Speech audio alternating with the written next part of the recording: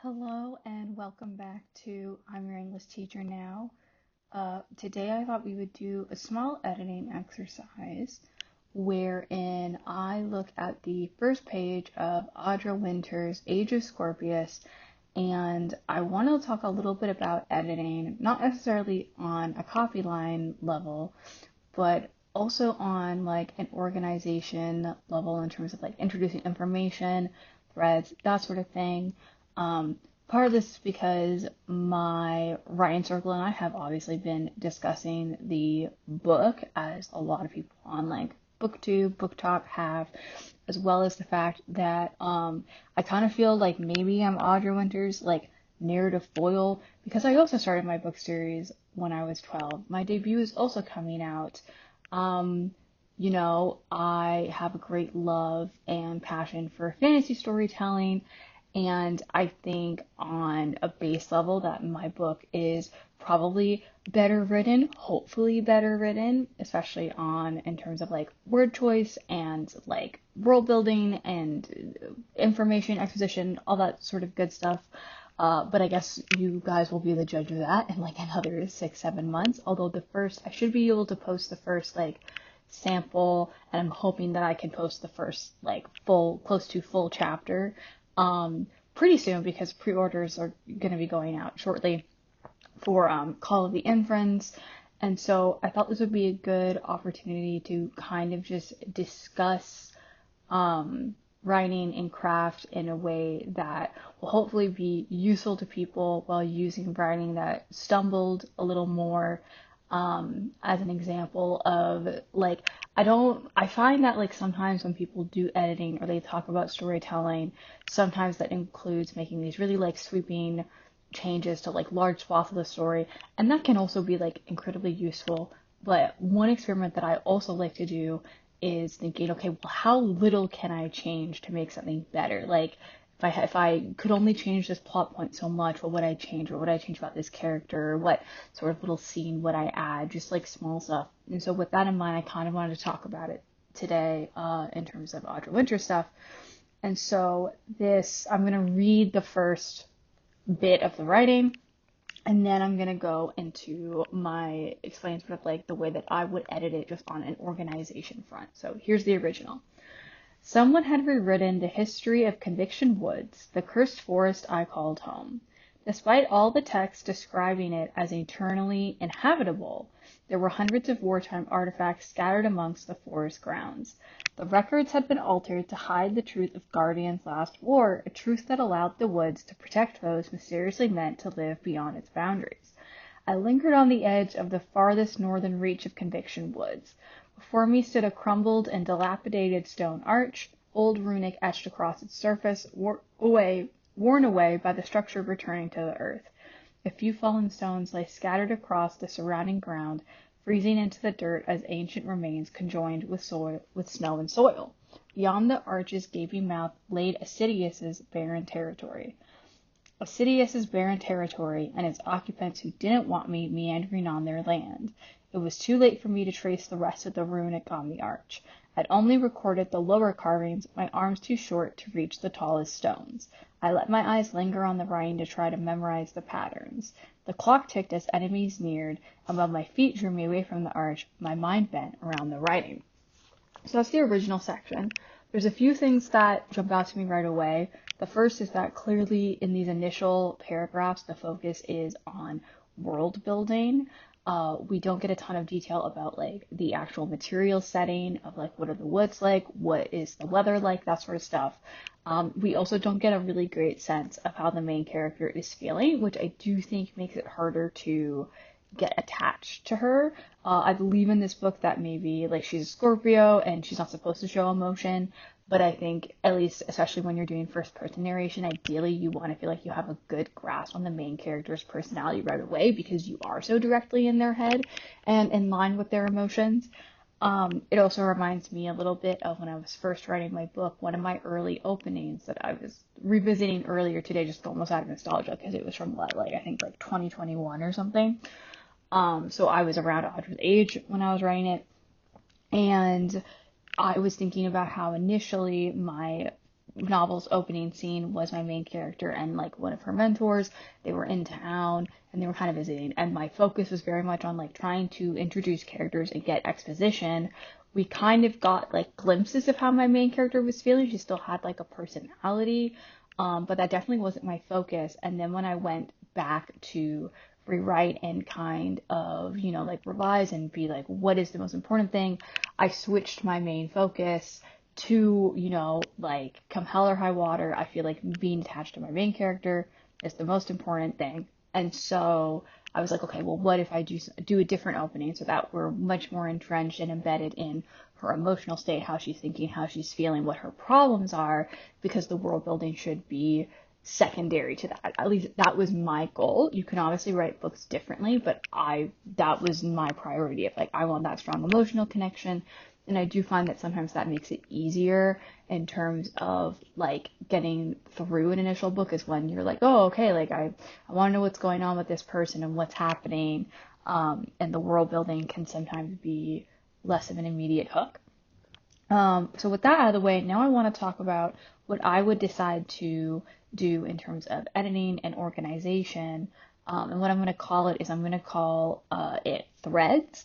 Because like, especially when you're writing a first chapter or an introduction, everything that you're introducing is going to be brand new information to the reader, right? You don't know if they've read the PDF, you don't know if they're going in blind.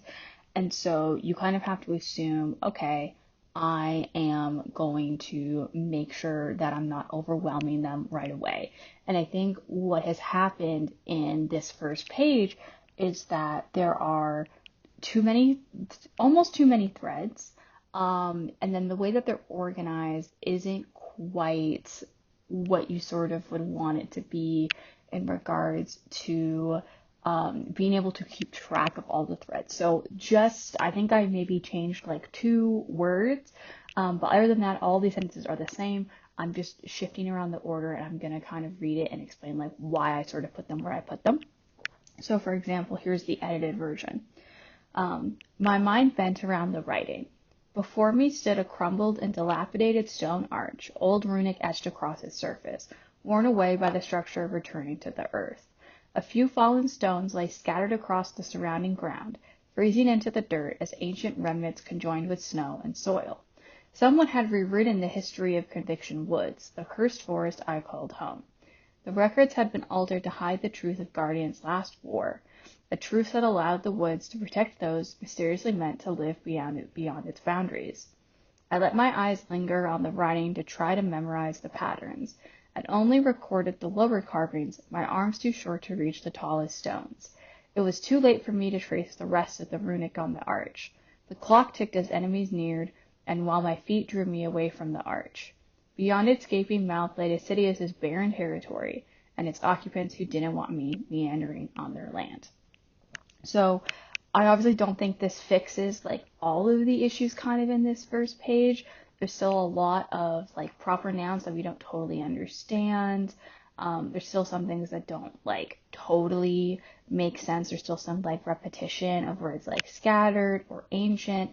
But I do think, and I'm going to explain like why I have the different threads highlighted, of kind of like the blue thread, right, is the opening line, and then a couple lines a little bit later, and that's what we're going to call the main character's primary concern or problem, is she wants to decipher this runes on the arch, and that's kind of where her sort of focus is.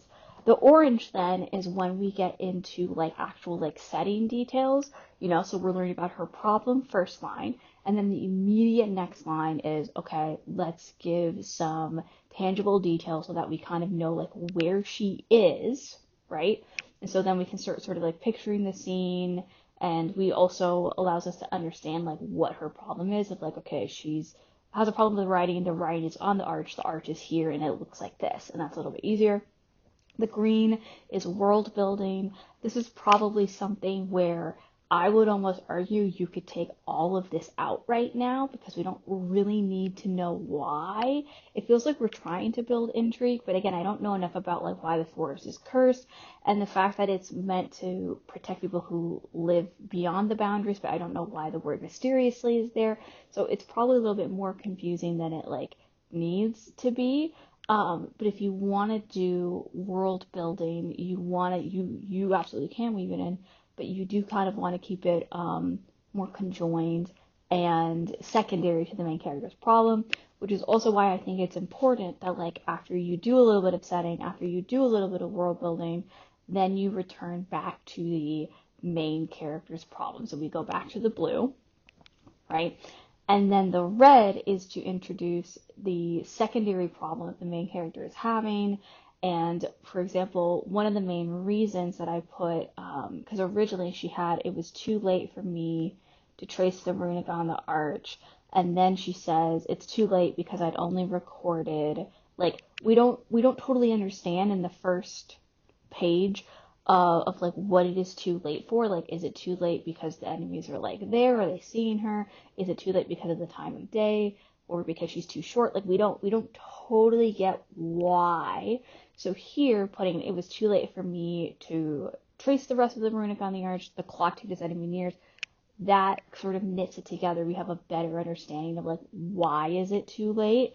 And then we go, okay, like she has to go away from the arch and she's going to be going away from the arch closer to the barren territory. And then we re-emphasize that we have the occupant threat. So again, it's not like perfect by any means, but I do think it is ultimately stronger. And I did something really similar when I was writing the first page to my own novel called The Inference. So if you want an example of kind of like why I think this sort of threads works well, you can see that I implemented something very similar in my own work. Whether it works well can be up to you, but this is kind of like the sort of thing that I've done where I have a very similar structure of character problem, and then we get a little bit of setting, a little bit of world building, and then we go back to character problem. So I'm going to read that beginning. Alaska called The Inference. Prologue. Allie hadn't liked the hospital room very much to begin with, never mind now that she wasn't alone. The room was too different from home. No woven blankets or dried herbs hanging from the ceiling, no lunar dials or blue torchlights. The space itself was sterile and cramped, carved out of a rocky cavern yet utterly lifeless. The torches on the stone walls burned an ugly, flickering orange, casting shadows over dark rock. The languages the healers and medics spoke had bounced off the walls, full of words she couldn't quite decipher before they'd vacated a good half-hour ago. Each figure around her too large bed had been so very human, with rounded ears and noses just like hers. Allie didn't think she'd ever been around so many humans in her life. None of them would answer why her right hand hurt so much, even though it was already bound tightly in bandages. The plant at her bedside table didn't help either, the room dimly lit and somewhere below ground. She'd never liked small spaces, and Allie couldn't feel the trees anymore. Everything here felt wrong, like the dust in her lungs, unnatural. The old woman sitting in the corner was equally so. She had a wobbly chin and was dressed all in silver. Her large, unblinking gray eyes insisted on staring right at Allie. The woman's shoes were pointy, too, not made for walking in spite of her cane, so Allie knew she wasn't from around here. The stranger must have sat there for an hour at least, presumably entering when Allie had been asleep, and continuing to stare from the tall, rickety chair even when she'd clearly woken up. Mama had always told Allie not to talk to strangers and to keep her head down so they wouldn't see her eyes, but hadn't anyone ever told the stranger not to stare? Allie got enough funny looks back at the village already.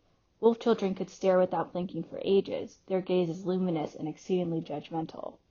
Allie plucked up her courage and strength, staring stubbornly back until the woman blinked, her wrinkled mouth twitching. They said you were a fighter. So that's something where I'm like, are there areas of improvement here and sentences that could be smoothed out? Sure. Even while I'm reading it, I'm still kind of seeing places I could like tinker. But we get that immediate problem of you're in the hospital room, you don't really like it. Then we get some description of the hospital room, things that stand out to her as being odd or different, a little bit more of her emotional state, then we get more description of the old woman, and then we get a little bit more of like, okay, family, context, right? There's little to no world building right now.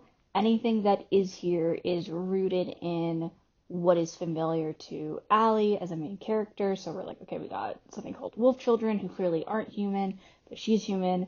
Why is she with them? Why hasn't she been around humans? Like, what's that about? And we get those answers all like pretty quickly, all things considered. But there's still this kind of thing where, okay, we're just sort of getting description. We just need to get a good vibe of like what is going on and how are the characters feeling. And then later we can get into more of the like particulars and world building and all that kind of stuff, right? And I find that sometimes that can be more effective. And again, I also think keeping track of like your different threads can also be useful. So making sure that you're not throwing everything at your reader, making sure that you're giving them time to process and wonder, and, you know, knowing, I think, even like, I remember when I was in university and I was working on this book, that I had like, I think, a chapter 1 or an opening scene where there was a lot more stuff kind of being thrown at you. Like I was talking a little bit about like the elves, and I was talking more about like past lives, and there was just more stuff. And it was something that was driven by like, you know, I have this whole thing mapped out. I want to be able to point at the beginning and be like, oh, see, like it was all here from the beginning and stuff like that. And there's definitely things in here that I'm like, oh, this is going to make more sense later, or this is foreshadowing, or this is, you know, and important for later stuff as well. But knowing when to call and when to take things out, I also think can be really helpful and useful.